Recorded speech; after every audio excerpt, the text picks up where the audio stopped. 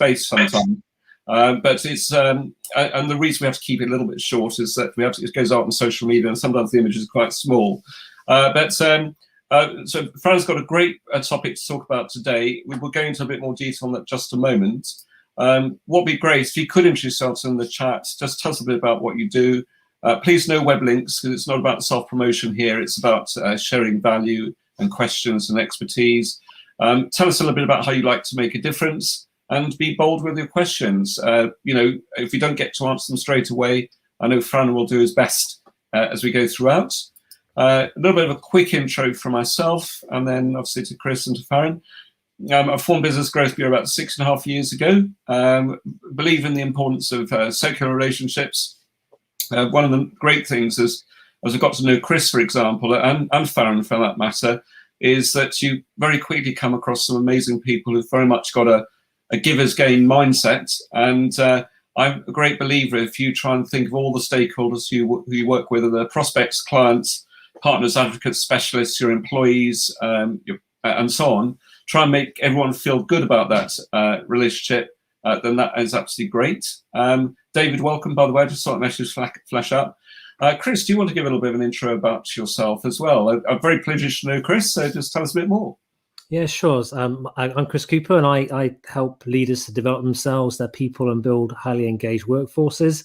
I've been the host of the Business Elevation Show on Voice America for in the 10th year now, which is accessed in over 50 countries, a weekly sort of live podcast. And I'm the co-author of The Power to Get Things Done Whether You Feel Like It or Not. The thing that most right now, I think, has been the thing I've been thinking about most carefully during this COVID time is about how we help people and help ourselves to raise our consciousness such that we come from a place of kindness and love and a bigger perspective of the impact that we have. So we're helping people to not contribute to fear and having more, but contributing to being more, such that we help the world and solve some of the problems that we've got together. Because time is ticking away, really. So that's a big thing on my mind at the moment. How do we, shift lots of people and help inspire them to maybe change some of the ways of being? Lovely. And thank you very much, Chris. And very importantly, Muriel, just tell us a little bit about yourself as well. I think it'd be nice to introduce yourself. Okay. Hello, everyone. I'm Muriel. Most of you know me. I work with Rupert to assist him in anything I can. I'm very passionate about people, so I've got the right job, which is looking after our clients. I try and love them to death and give them all the support they need and be there for them so that they can literally come to me with any questions to make their life easier. So that's what I do. Yeah. No, lovely. Thank you very much. And I'd love to introduce Farren at this point. Farren, I've got great pleasure of knowing for 7 or 8 years. It's been a privilege to know you, Farren. Served in the armed forces for quite some time. What age did you start from in the armed forces, Farren? As a matter of interest. I left university at 21 and went off to Sandhurst then. So I started at 21 and finished 23 years later. Wow. Yeah. So is that when you also managed to were awarded an MBE during the time we were with the forces, or what was the key trigger for that, as a matter of interest? I know you don't tend to talk about it very much, but is a great. I'm sure it's a great honour of receiving that at the time. But what were the key triggers for that? Don't mind me asking. Yeah.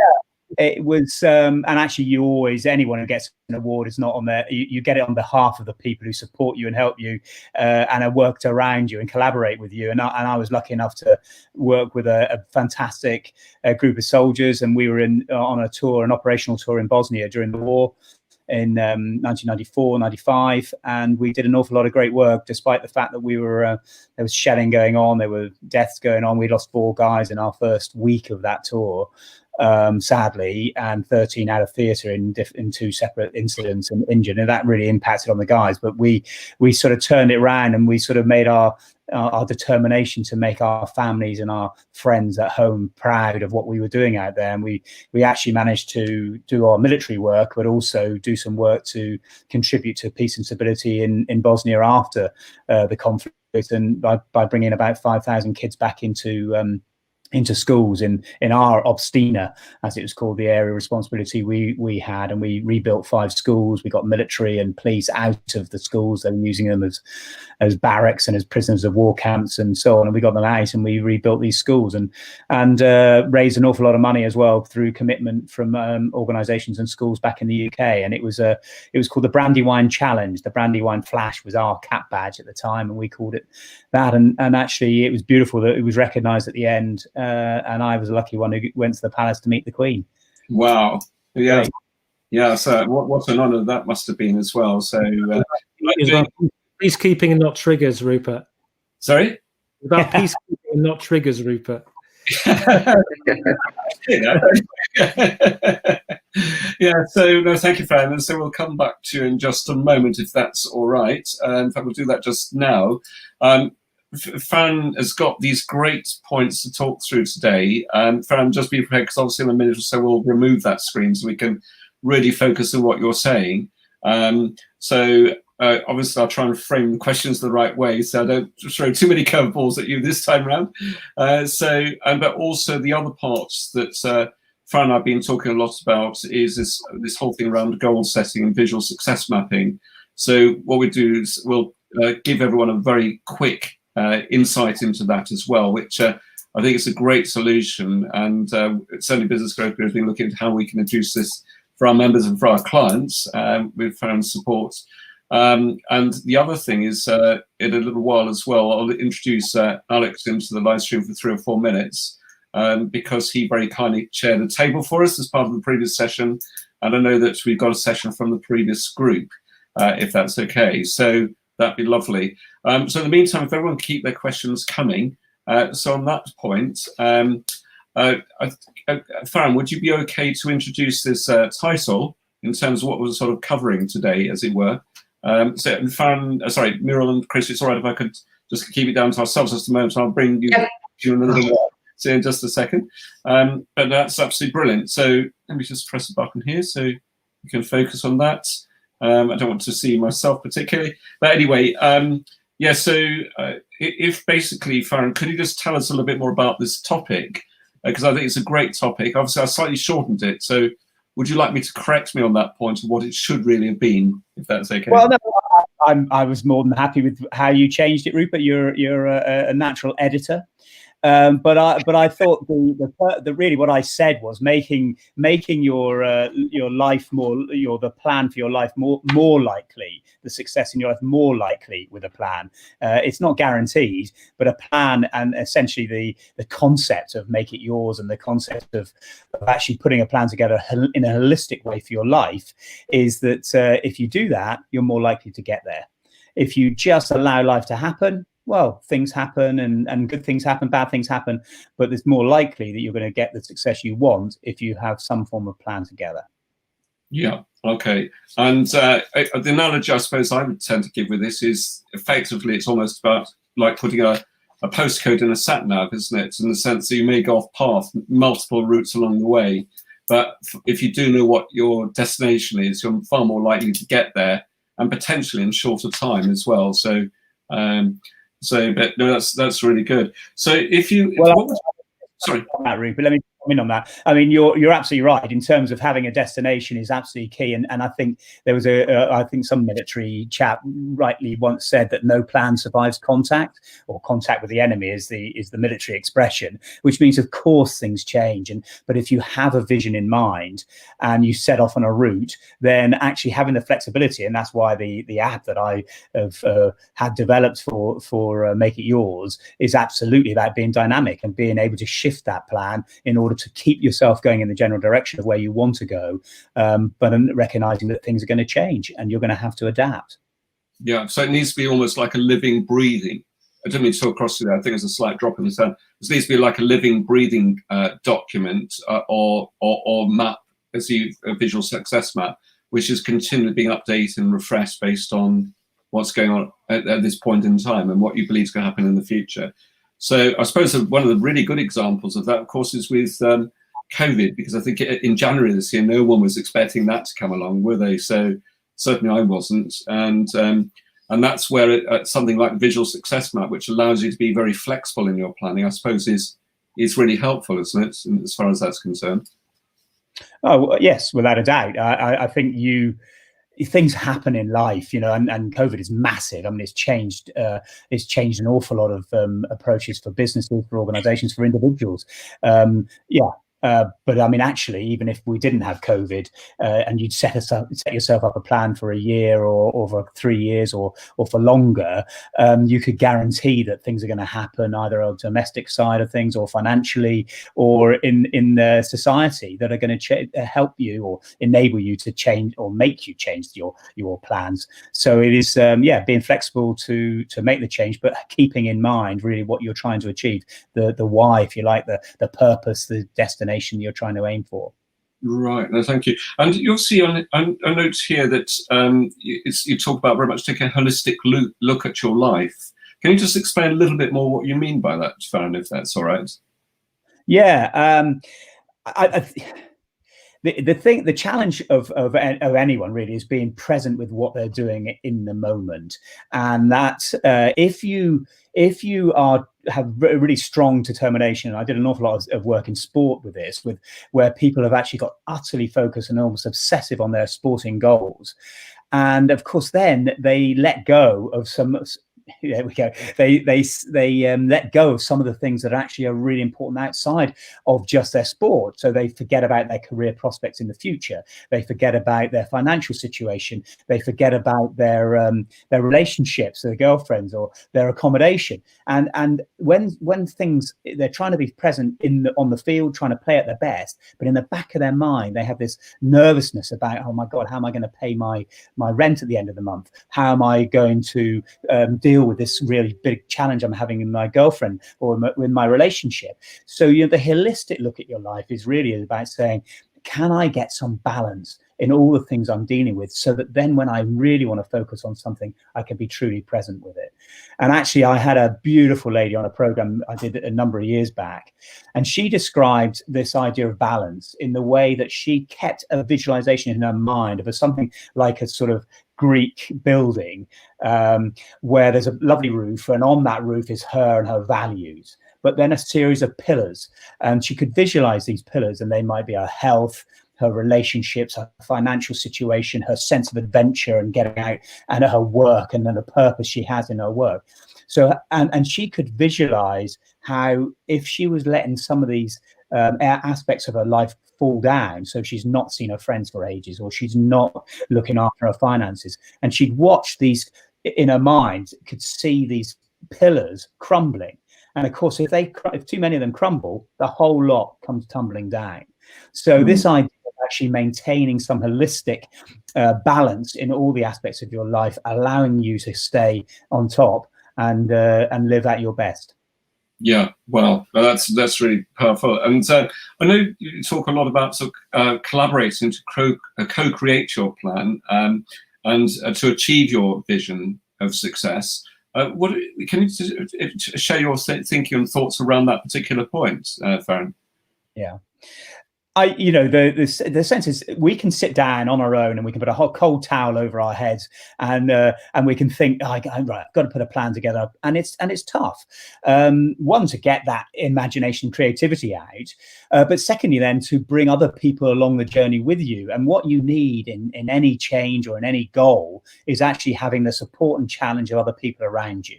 But if you can co-create with them in the first place, and you can ask them, so look, this is what I'm thinking about, and they can ask you challenging questions or supportive questions, say, yes, you could do that, and help you to craft what your vision is going to be. And if it's a team, of course, then you've got everyone bought into it. If it's your individual one, then at least you've got other people around you who will support you. Now, that, I think, is a fundamental part of achieving that goal, where you have the courage and the humility to share your goal with others. I don't think I had when I was in the military, I have to say. I don't know, when I put some really crazy goals together, I occasionally didn't have the courage or the humility really to share them, mostly because of a fear of failure.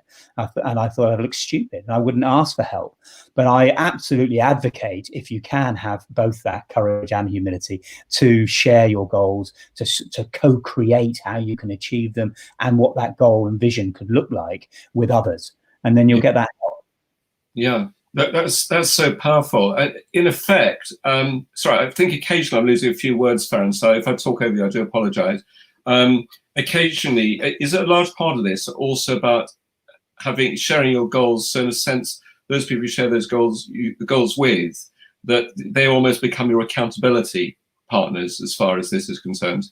Yes, I mean, not just challenge support, but also holding you accountable, but you're holding yourself accountable, and you don't want to let other people down. And it's not about having a stick to beat yourself with, because I don't think that's a very helpful approach. It's actually about enjoying the journey and celebrating progress and success with the people who you've shared it with. So they're in it together, and that's a lovely feeling. Yeah. No, wow, that's really interesting. And also, in terms of having a bit of a roadmap to go to, or a series of stepping stones, what strategies would you put in place to help people create those stepping stones or milestones in terms of achieving their end goals? Well, I mean, just to give you a little bit of the genesis, really, of the visual success map, it came from military planning, and I was lucky enough to be in a role where we were teaching, not just in our country, but across Africa, a lot across Africa and across the Middle East, and all then the operational staff in the UK at the Permanent Joint Headquarters, Joint Force Headquarters, the concept of campaign planning. How do you plan and conduct a major campaign?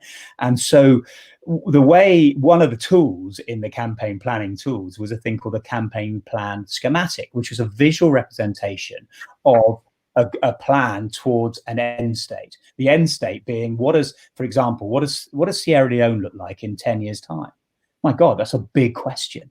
And there's a whole host of different success criteria that would make up that end state, from a war scenario with dangerous militias running around killing people and genocide going on, and how do you turn that country around? And the end state was about having a working democracy, a working economy, freedom of movement, a judiciary. Big statements of success in the future. And then how do you then chunk this whole challenge of those success criteria? What are what we call the lines of operation or lines of development that take you from where you are now to where you want to be? And there's the great old quote, or the great question, which is, how do you eat an elephant? Bite by bite. You break it down. You break down those big success criteria into smaller success stepping stones, if you like, or decisive points, as we call them in the military, but stepping stones along the way to take you from where you are now to where you want to be. So that's the concept of breaking it down into bite-sized chunks, and then, of course, trying to enjoy the journey of the progress taken out to each of those stepping stones. Some of them enduring, not a tick, I've done that, move on. But some of them are enduring and carry on. But others, of course, when you can make tick them off, and they go from red to amber to green, and you see that progress being made, you chart that progress, you celebrate that success, you move on. Right. Well, that's sorry, I lost a few words there, Farren. Say those last few words again. We lost a few there. Sorry. Well, I just asked you the question if I've hit the mark with that answer for you, because I know how keen you are to get every single bit of detail out. I love it. Yeah. So I missed. I missed. Probably everyone else missed about 4 or 5 words there. So thanks for repeating that bit. No, I think it answers absolutely perfectly. And obviously, you talk about a lot about making everything visual, very engaging, being dynamic, and making it yours through a visual success map.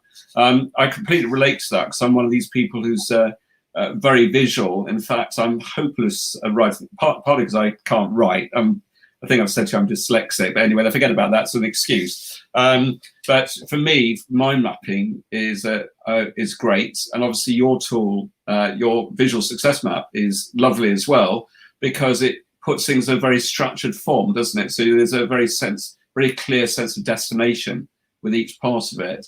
But you've been able to design it so it's flexible enough to be able to change according to what's really sort of going on.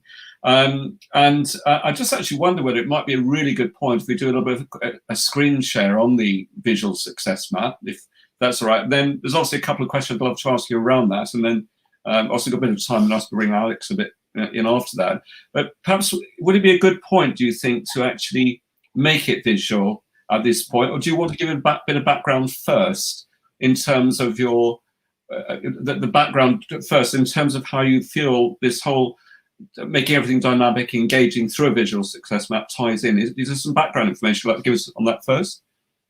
Well, I think we've really discussed the breakdown of how you break the goal down, or the objective down into being very clear on what the vision is and what the success criteria are, and of course, ideally writing that as if you've already got there.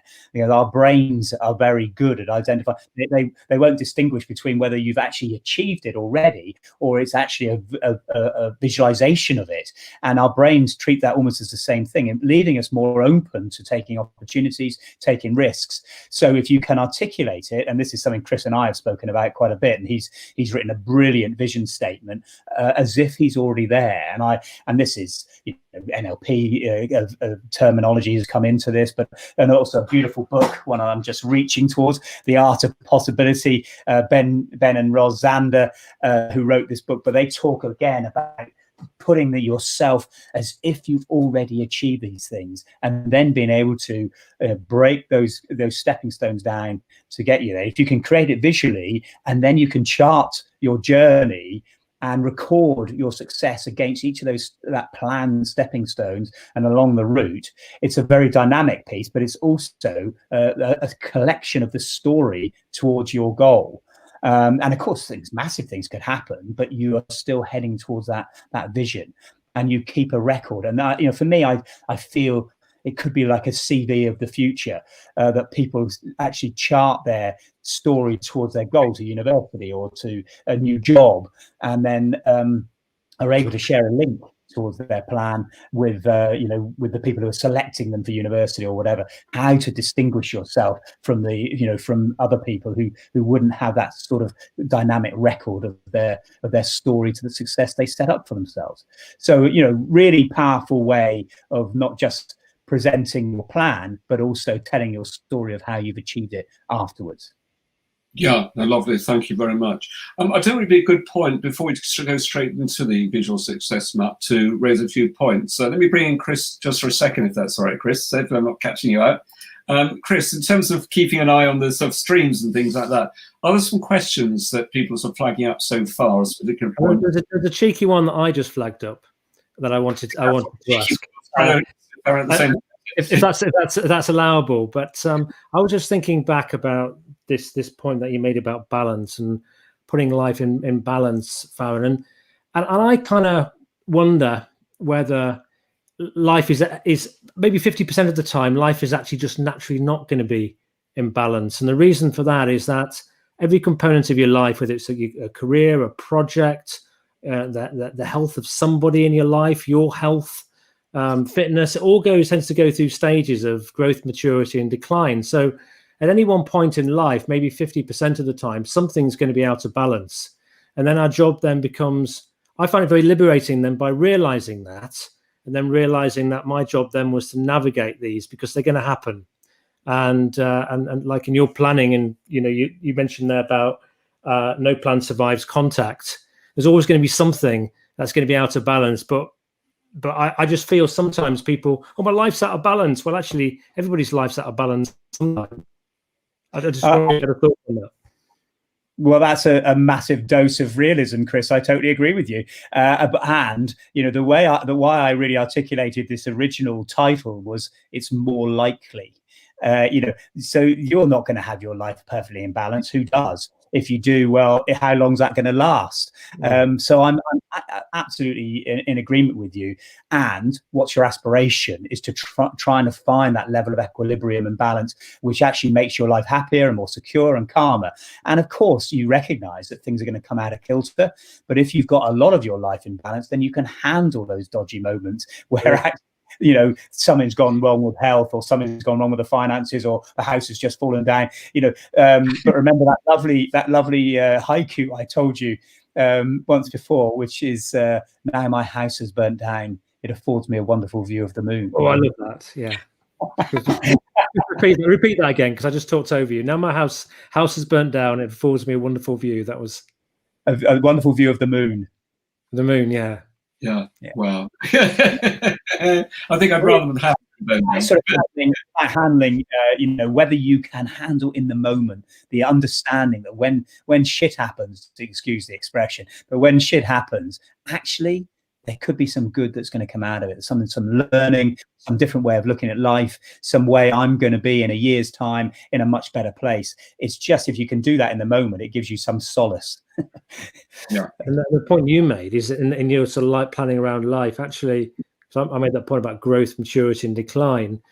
Look, you know, anticipate this, look at your finances, get them in order, service your car, service your boiler, repair your house, look after your relationships. All these things, you can help them to extend their period of maturity by having a strategy. Yeah, I like the. I mean, I like that sort of understanding that you've put there.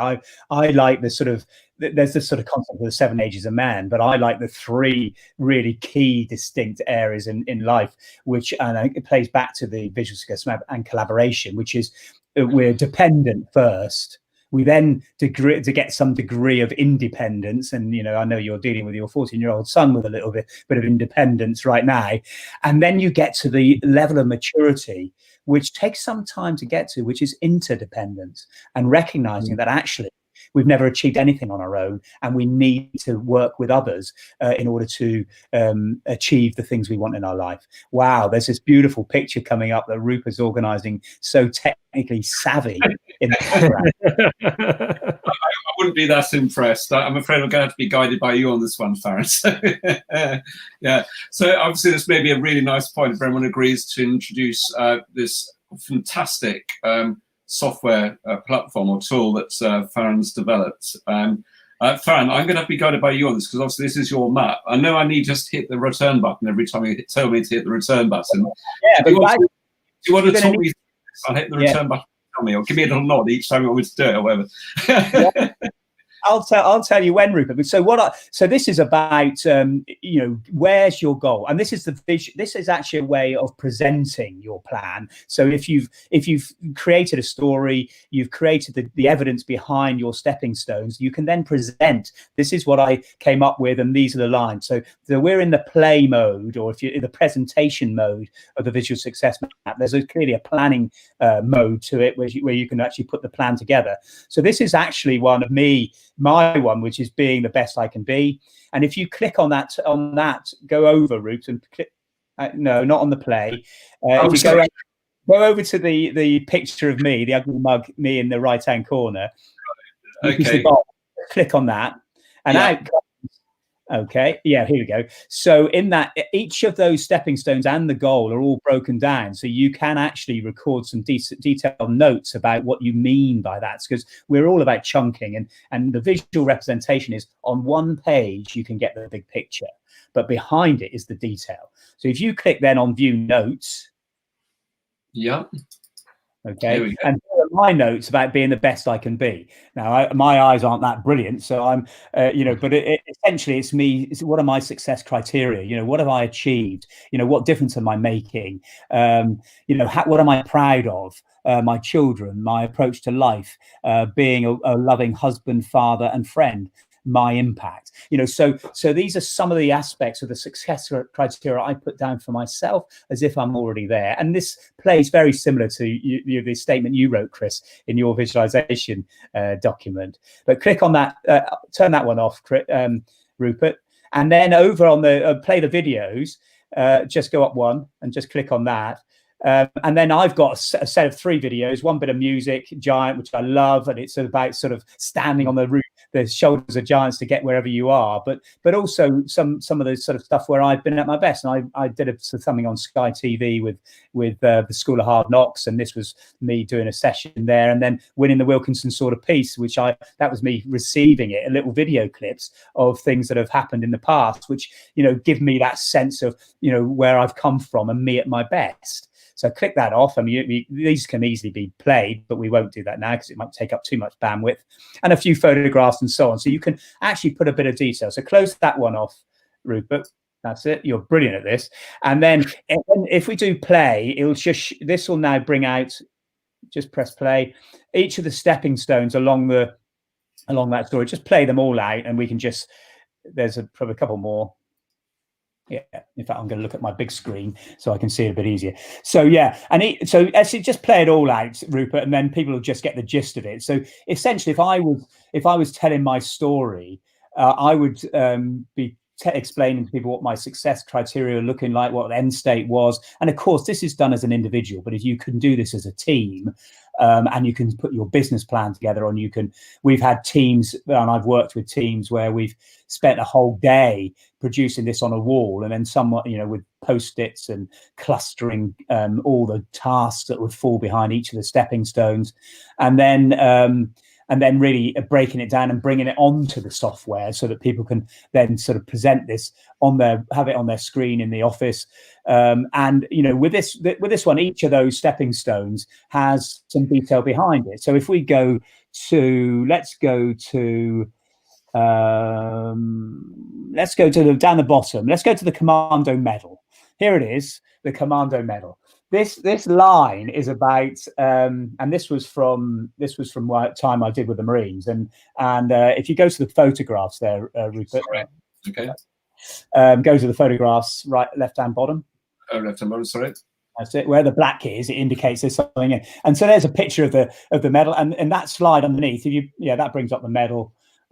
Great set of values that they suddenly the Marines very kindly recognised that I was displaying on that commando course. But there's some of the challenges of the commando course, where that was the end of the 30 miler, where I, in the top right hand corner, where I'm having 1.5 litres of saline solution wrapped into me very rapidly. Because I run myself into the ground effectively. But it's part of the Tarzan assault course, the endurance course, the end of the 30 miler, and thank God, the Commando medal, which was again one of those things that I couldn't share that goal with anyone. I was too afraid I'd fail. But in my mind, as soon as I'd heard about the Commando medal, thought I'm bloody well having that. But that bottom line really is about some of the proud stories that actually people can anchor back to when things are tough, and having a record and photographs which are bring that story to life and being easily accessible can help people when things are down, when things are tough, or when they have a big challenge. So that's the point of that. The next line up is about living your values, and I use acronyms quite a lot. So this love of life being love, integrity, family, and energy are my core values. And then the next line up is about who am I doing it for, and the key people in my life. Pick on my mum there for a second, and my mum. And that photograph so I only put one photograph in, and this was the day we went to the palace, my mum and I, to get the MBE, and we'd had a few to drink at the end of the day, as you can see there. But it was a special day, and I was very proud to be able to take my mum to that event. And she died a couple of years later, actually a few years later. So that was a very special day. But having this anchors, Chris, cross that one off, mate. Having those anchors of people that you need to cherish in your life, that are important to you. And for me, who am I doing it for, and what am I doing it for? The relationships I want to cherish, my darling wife Bonnie, my family, my country, the world, me. I don't no small goals. I'm doing something for society. I'm doing something really to try and make this country a better place, and a safer and happier place. And whenever you help people, you move that little dial forward. And it's something Chris and I have spoken about, and I know he feels it very strongly as well, about what we can do in society. So each of these things, and then I've put 2 lines there, and there are different ways of presenting this. You could just do lines of operation, or lines across, which has all those bottom 3 lines as the foundation at the bottom, and then the other lines could be how sort my finances out, do meaningful work, make sure I'm healthy, fit, and energetic. And you could have different lines and different stepping stones along that route. But I want to just highlight the top left-hand one, which is who I aspire to be. Another couple of little acronyms there. Click on that if you like, Chris, Rupert. But that was there. The notes are there, and there's a file there. But the note, so you can actually connect Dropbox notes and things and files to this as well. But my acronyms of loving and lucky, I'm not even going to look at that. I'm going to say it's loyal, open, values-led, inspirational, natural, and generous. And I know I've got some of these wrong, but loving, understanding, caring, courageous, and compassionate, kind, and useful. Those are aspirations for me about who's the person I want to be. And this is a way of breaking it down for me and remembering it, but different stepping stones along the way. And that's the presentation mode and the visual success map in its entirety. Of course, there are different iterations of that you can break down as an individual or as a team in order to visually represent where you want to be. Yeah, that's lovely. Thank you very much. What I'll do is I'll come back to just try and go back to the other part of this moment. I'd also, Muriel, could you very kindly share the link for Alex so he can join us in the green room? Alex, if you could just very kindly click and then join us in the green room, that'd be lovely. No, Farren, that's really good. Just a couple of things I've noticed, because Farren's very kindly let me have a look behind the scenes how all this works. The nice thing about Visual Success Map and Go Make It Yours is that it's one of these sort of packages is so easy to get to grips with. So obviously Farren's based it around his own personal plan here, but you can actually pretty well do it on everything. And basically, as the name says, go make it yours. This happens to be Farren's personal one. You've got lots of other ones. You've done work with some other clients as well, Farren, haven't you too? So yeah, but both individually and for teams and for organizations, you know, and putting these plans together is a really liberating, inspiring thing to do. And particularly when you're co-creating with others, is to get the right chunked up stepping stone on there, but know the details behind it. And as leaders, you know, as leaders, to have that visual representation of the whole plan is a very powerful thing. It keeps people on target. And I've got many examples. I've got some great pictures actually, and with a couple of the animations that are in my website. There's a picture of a team around a visual success map on the wall, and this was a team that every Monday morning got around their visual success map, looked at the progress, talked it through, ticked off things, celebrated the successes, adjusted and adapted the plan as need be. So yeah, of course, it's a dynamic thing. It can be done for individuals, for teams, for organizations. Yeah, lovely, thank you. There's one question I'd very much like to ask you as well. I think we've sort of covered this along the way, but there's a lovely point here. Is what are the key ingredients to having a sustainable, balanced, fulfilling life? How can you? I mean, obviously, we cover some of the mechanical parts of how that ties with visual success map.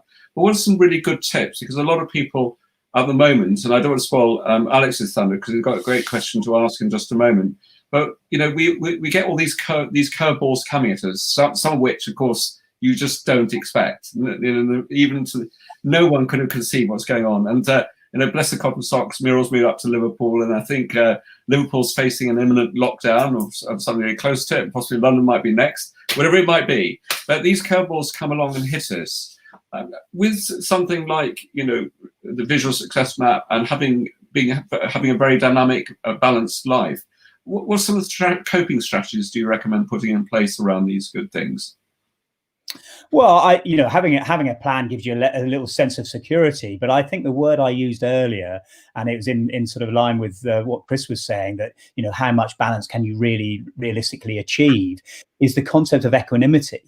And that is actually, how do I handle the slings and arrows, or whatever the term is? How do I handle those difficult things that come into my life?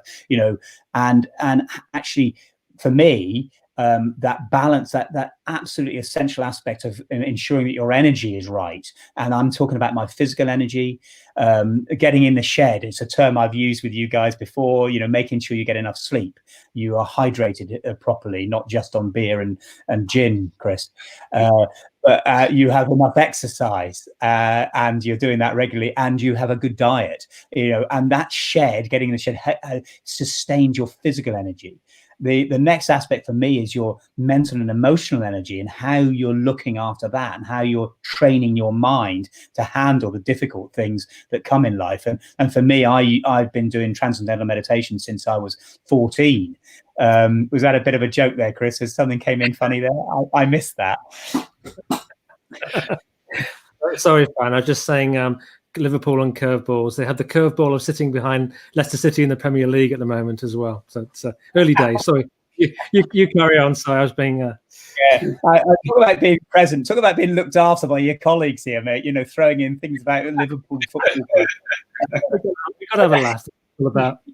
You've got to have a laugh. And equally, I can take the piss back, which is good. But no, it's well, I don't know where I got to then. Meditation. Oh yeah, exactly. So how do you sustain that equanimity? You know, as I said, I was introduced to TM when I was boxing as a kid, and I was going for 2 championships in the country that year, the ABAs and the schoolboy championships. Overtrained, ran myself into the ground, utterly obsessive. This is why I have a bit of a passion about this idea of balance. And my coach, who's a really fantastic guy, took me off and he and I learned TM. And that 4-day course has stayed with me my whole life. I used it when I was in Bosnia, in Northern Ireland. Every day I would find a space to do my meditation. And that's helped me to find sort of some idea of calm, to bring perspective into my life, to be grateful for the things I've got and not the things I haven't got, and face the challenges in a calmer way. So training your mind is so key. And I use a great app now called 10% Happier. It's a beautiful meditation app. There's Headspace out there, there's others, but meditation and mindfulness, really key aspects of trying to find that sort of level of equanimity. And that's training your mind and your body. But there's the spiritual aspect as well. If that floats people's boat. For me, I do have a faith and a spiritual aspect in my life. I'm very ecumenical. I was brought up as a Catholic, but I'm a very failed Catholic. But I love the other aspects of Buddhism, of actually, how do you show up the best in the world, and you help and you're kind and loving and compassionate to other people. That's what drives me. There's a beautiful program actually, or course on this 10% Happier app called 10% Nicer. And it's all about loving kindness. And it's a beautiful way of approaching life. So I work, and so having that balance, Rupert, if you like, of your physical energy, your emotional energy and spiritual energy and your mental energy are so key in pulling those together if you are going to face up to some of the really difficult challenges in life. And it's a discipline. It's about those winning routines I've spoken to you before about. Yeah, obviously. Thank you very much, Farren. I think at this point, again, I think I've talked across to you there, Farren, because I think I lost a few words. So hopefully I didn't miss anything crucial there. But at this point, I'd love to introduce our Alex as well. So Alex is a regular guest, attendee, and joined us as part of these live streams, but also a contributor to the session beforehand as well. So Alex, you very much hosted the session before on the table, didn't you, with a really interesting question. Can you share us a little bit more on that, please? That's right. It's a bit like being on Question Time, isn't it? It's just gone to the man in the pinkish shirt. Right. Okay. So, hello, Farren. Nice to meet you. So, as Rupert said, a number of us were discussing our 5-year plans on a networking session just before we joined this one. So, let me give you a bit of context, then pose a question for your thoughts and opinions. I mean, very much for people, business goals remain important, but very interestingly, as a result of COVID, many people are thinking far more about what's important to them at a more personal level, and very much about protecting their mental well-being. They're looking hard at their lives, and you touched on earlier about this with the holistic balance and being 10% nicer. Now, most of us in this community are very much people, get a lot of enjoyment and a lot of fulfillment from being part of and developing a network, meeting others and bringing value to them. This is what these sessions are about. And of course, they're foundational things that make society work and give us a purpose. So here's the question.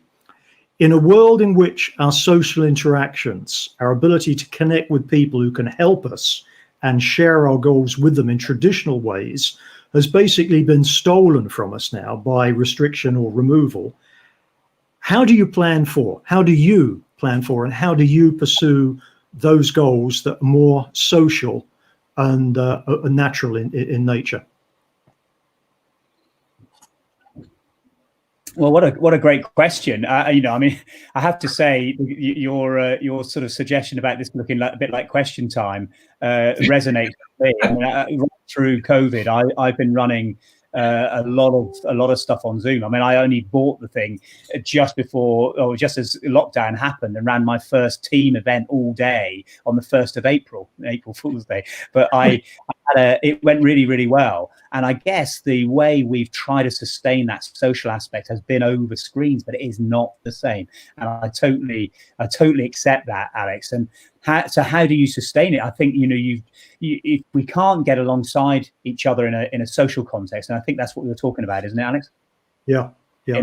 I mean, then this we are actually probably a damn sight better off than before Zoom was created, or Teams, or any of these other platforms. At least we can see each other and there is some interaction, but it's not quite the same as being together in a room. So I think we have to be wise, we have to be sensible, we have to stick with what the guidance is, without a shadow of a doubt. But therefore, picking up a phone, writing a letter, writing a postcard, doing something slightly different can actually change the human interaction. And then the rest of it, I think we are probably pretty well limited to these sorts of platforms for some time. I mean, I was telling the guys just before it all started, I was in a room with 5 others yesterday with the CEO and the top team of a fantastic organization, and it's the first time I've facilitated something since COVID started, which is actually practically in a room. It was really well handled. We lots of aeration. We wore coming in and out of the place where you had your masks on, but we took them off when we were in the room. I haven't had anything on my app to tell me that I've connected with anyone who's picked up who's living with COVID. So that, I think that was a gentle step into that, and I'm keen to do more of that, but with a very cautious way. I'm not sure I've answered your question, but I think it's just taking it gently. I think you've actually made a very important statement. I've been dealing and using video conferences for many years now, but you just said something about doing something different, and you said, drop an email or drop a note.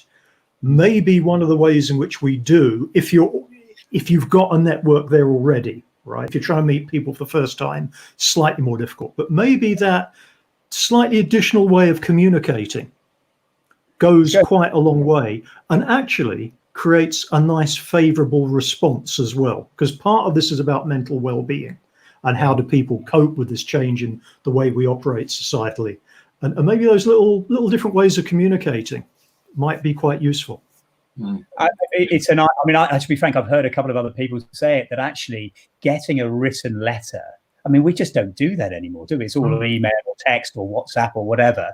But actually, people sitting down and writing a letter, and that very tangible thing about opening an envelope with your name on the front, beautifully written, and then to read a letter.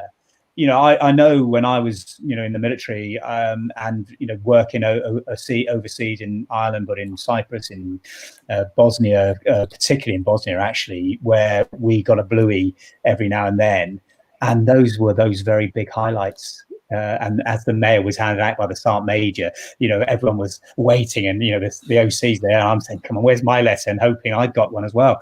They felt really special. So that might. And of course, there are other clever ways of sending a bunch of flowers or sending a little gesture or but people receiving something that's different than just your normal, because you can't get inside them in quite the same way. Yeah, I think the other thing as well, it's obviously I'm going to be careful not to share anything that's been said to me in confidence here as well, by the way.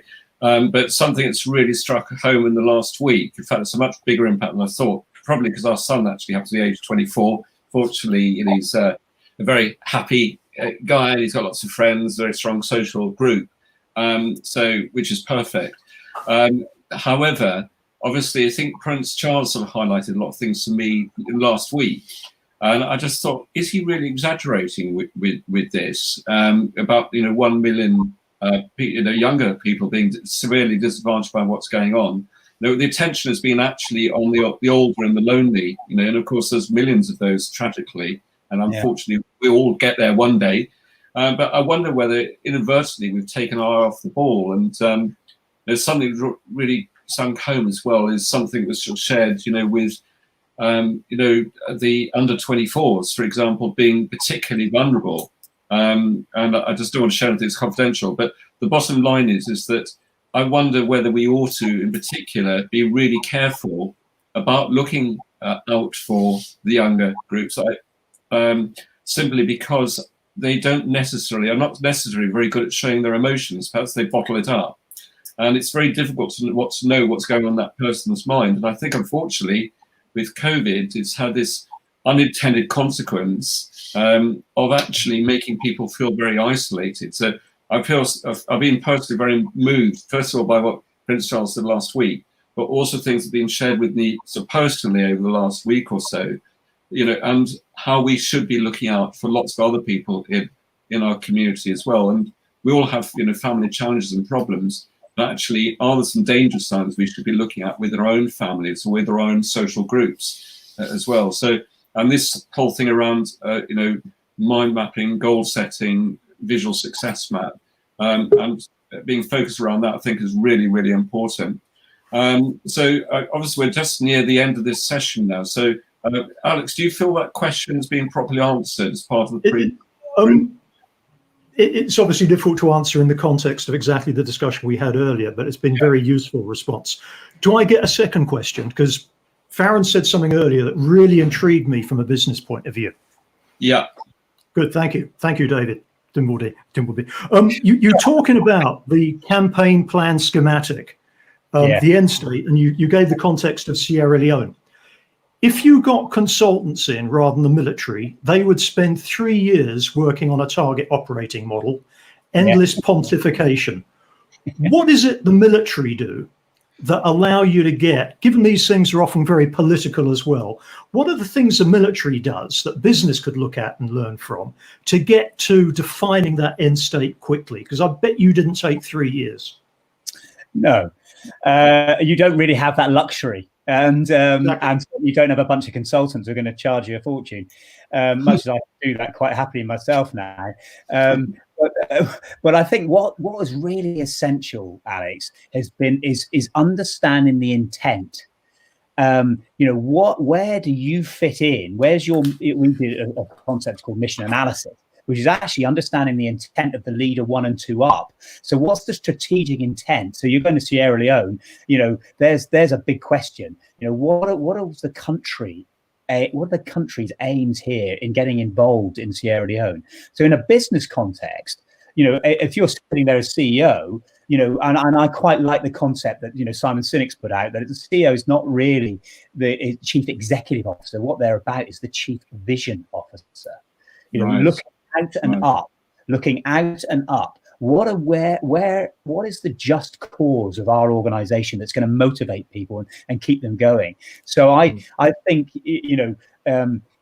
what the military does, and I think is really, really important, and anyone can do it, is really understand what are we trying to achieve here and why. Get to that intent part of it as quickly as possible, so you can really understand. Therefore, how do you break that down into what you're trying to achieve, and what are the sort of ingredients, if you like, the lines of operation, as we used to call them, or lines of development, in order to take you there. But you just have to get to some level of honesty and truth as quickly as you can by asking the difficult questions. Now, come on, why are we doing this? What are we trying to achieve? What is it going to provide? What is it going to contribute, not just to our people, but to society? And then you get people motivated. Lovely. I guess there's also nothing, as Google referred to goat rodeos. So a goat rodeo is where if there's a challenge, Google will almost create a challenge. So suddenly there's an issue that's been thrown up by a customer, and they will challenge their staff saying, look, we've got to have a solution by Monday. And that what that does is that shakes the organization up and gets everybody working together. So I've been in projects with consultants where there's a timescale, a very tight timescale. And actually, when you've got that sense of urgency, and like you have in the military, you have to pull together, don't you? And work together. And Google actually have that as part of a bit of a strategy. They'll throw that into the mix, because what it does is it energizes and fires up and gets people engaged to work towards a solution in a breakneck speed. Yeah, lovely. That's a great one, actually. Thank you very much.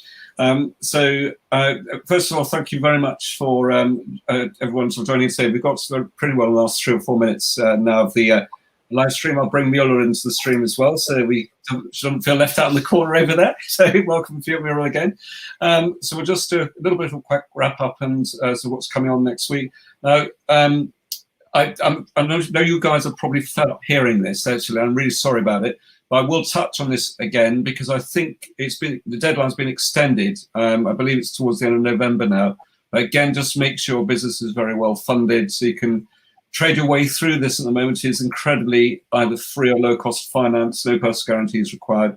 And I think there's been some changes made over the last week, which perhaps have made it even better for some people coming in now. But I won't go into this anymore. But if anyone needs to speak with me afterwards about it, then I'll gladly try and give them a few pointers. In fact, I think Raymond, you're on the call today. Actually, Raymond's on the call today. He's a little bit of an expert in this space, actually. So it's a bit of a shout out for you, Raymond, on that point. In terms of these sessions, these occur every Thursday at 5 to 5. Official start 5 o'clock for the live stream itself. We have a different guest speaker each week, and it's preceded by a networking collaboration session. Alex is very kindly stepping in next week because I'm on holiday, and Chris is very kindly taken the mantle next week as well. So you won't see me next week. You'll be pleased to hear. So unless I decide to do a very secret cameo appearance somewhere, but probably not. I'll leave you alone.